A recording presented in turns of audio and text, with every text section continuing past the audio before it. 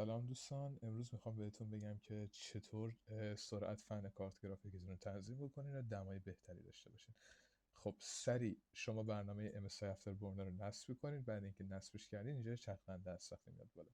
این چرخ دنده رو میزنید، برید داخل تب فن، این دوتا تیک رو میزنین، این تیک پایین. اینجا دوتا نمودار هست. نمودار اولی فن اسپیده، بالا به پایینه. نمودار این پایینم تمپرچر هستش، یعنی اینکه به اصطلاح هر چقدر دمای کارت گرافیکتون باشه چند درصد فن کار بکنه. اینجا مثلا دمای 50 درجه رو داریم. وقتی کارت گرافیک من برسه به 50 درجه سرعت فن من روی 50 درصده.